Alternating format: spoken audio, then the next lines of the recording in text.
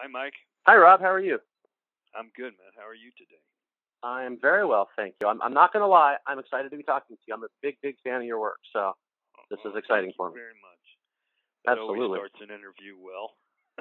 To give you a good interview so you can enjoy that, too. I'm sure I will.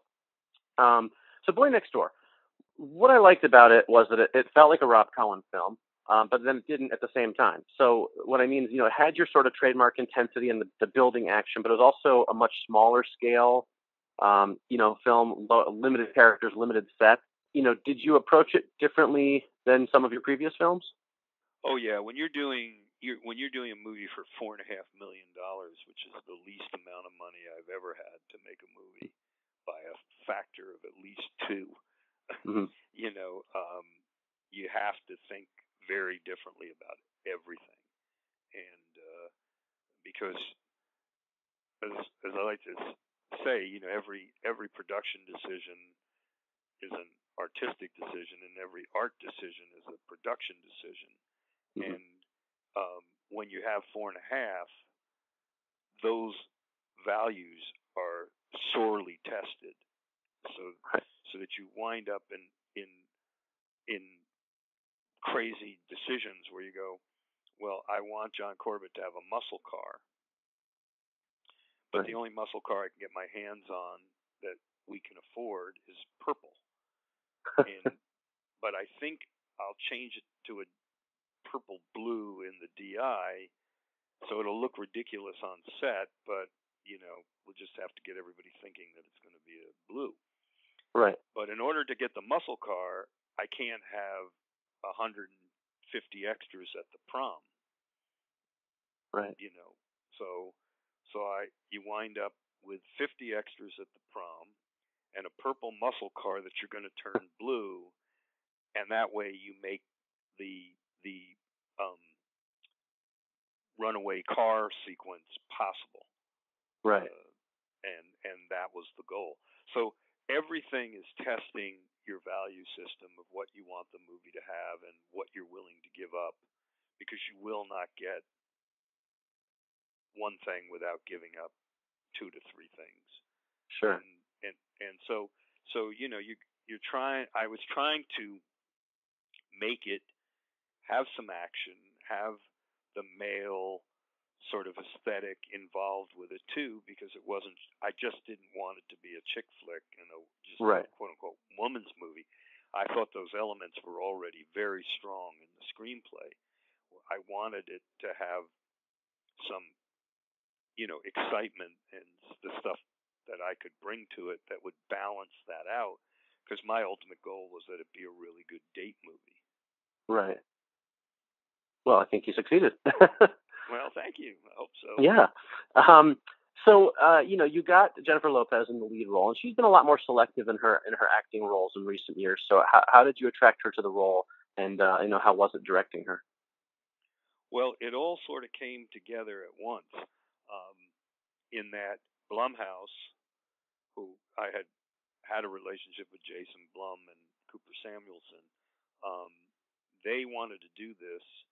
Jennifer was already involved when they came to me, and so I cannot take credit for attracting her to the part. What I can take credit for is making her part better and working with her to give the wonderful performance I thought she gave. Absolutely. Likewise, Ryan Guzman, I thought, was a revelation in the film. I mean, he's really, really terrific in it.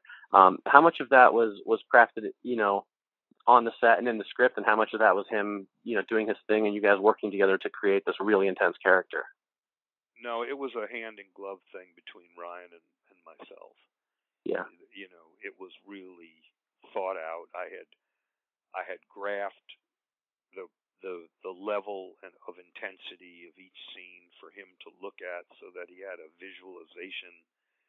Since we didn't shoot it in order, of course, one of the things I always watch out for is making sure that it feels so good to be intense on a Thursday, but the scene you're shooting Thursday is actually coming before the bigger scene a week from Thursday, and then suddenly you find yourself with nowhere to go, or you find an uneven performance because it's too big here and it then drops down in energy, and then it gets too big over here. So, making a smooth transition from this charming, romantic, you know, young man to the crazoid who's willing to murder and do anything, including kill the woman he loves to get his own way. I wanted that to be a slow and smooth build. And so right. And well, and I mean, I think it really worked because the first 20 minutes of the movie, I was like, I really like this guy. Like, I know he's the bad guy because I've seen the trailer. But but I was having a hard time reconciling that because he did play that nice guy part, so well. That was what. That was one of the interesting things that Donna Langley said to me, the chairman, the president, whatever her exact title is, of Universal, but the head of the production division, and she said, hey, it's modern marketing. The audience is going to know everything, so be careful that you're not playing too heavy on how good a guy is, because they're going to know by the time they get in there that he's not. Right. So that was a good caution. So I really did a lot of stuff in the music in particular to keep telling you that this guy had this inner tension. Right. And that, he wasn't going to be Dr. Jekyll and Mr. Hyde, that the seeds of what was going to come out later were planted even in the beginning.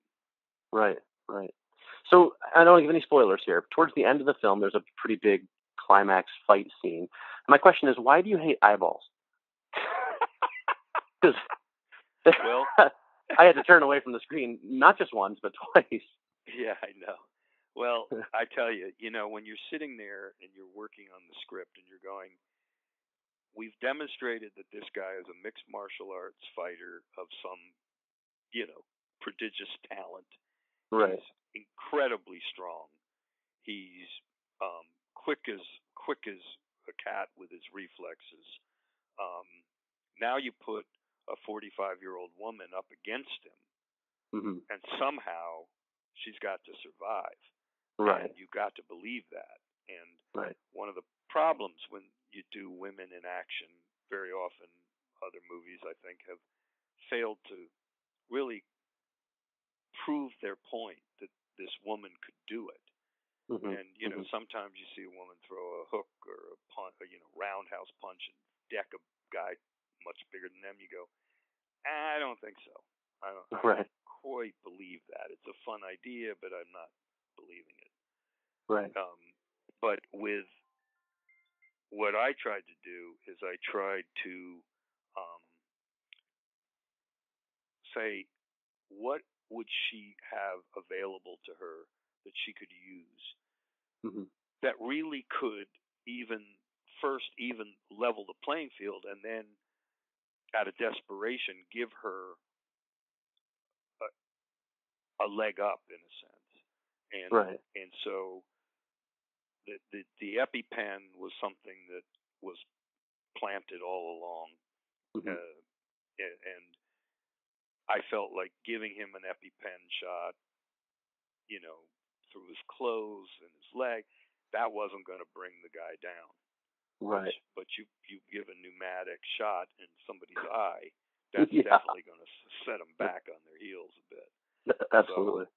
So that was that decision. And once that happened, I realized we're still not out of the woods, and that can't be the end of it. You can't bring a villain of that strength and ferocity down with an EpiPen shot and end of movie.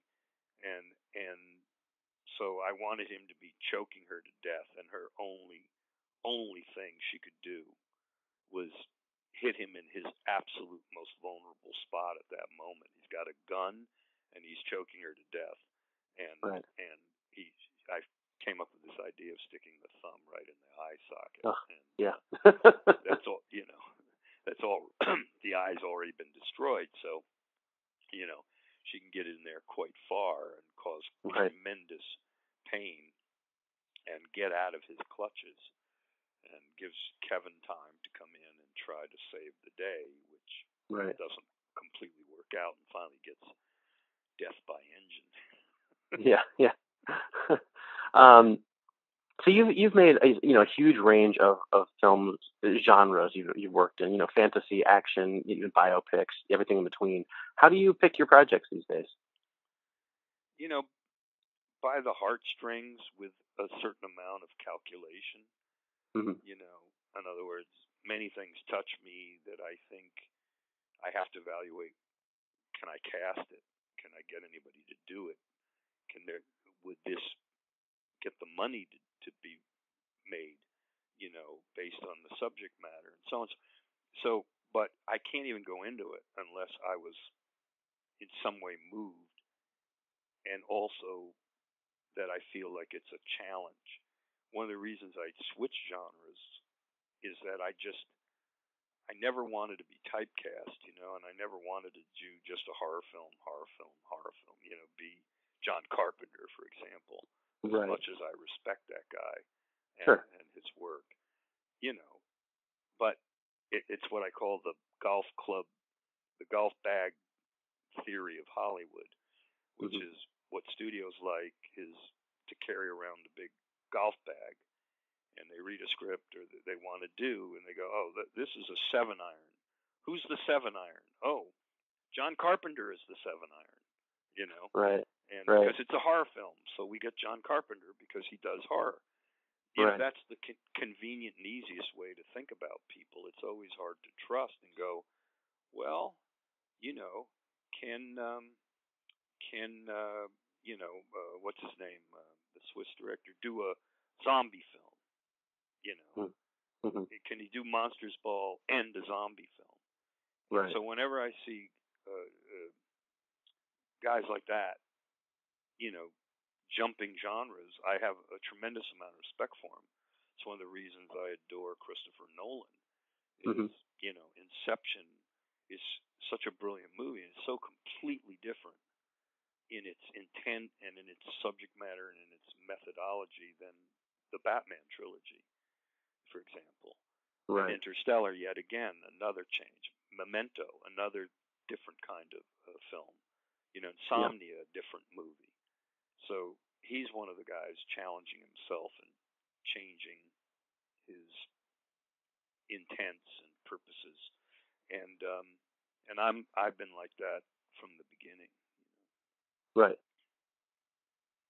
So speaking of going back to the beginning a little bit, moving a little earlier in your career, you obviously directed the original Fast and the Furious film back in 2001. Did you have any idea that it might go on to become the global juggernaut that it's become? Well, I knew we needed to do a sequel, and I went to Universal at the time after the movie had cleared 200 million, and I said we should be planning the sequel. And I was basically told you're not going to catch lightning in a bottle twice. And after the DVD exploded is when everybody went, yeah, you know what, we need to do a sequel. Right. So I can't say that I could have predicted it would be a billion. It would be a almost $3.5 billion franchise. That one movie, this new one, Furious 7, would clear $1 billion alone in a very short amount of time. And by the way, I love this new one. I really I did too. It's great.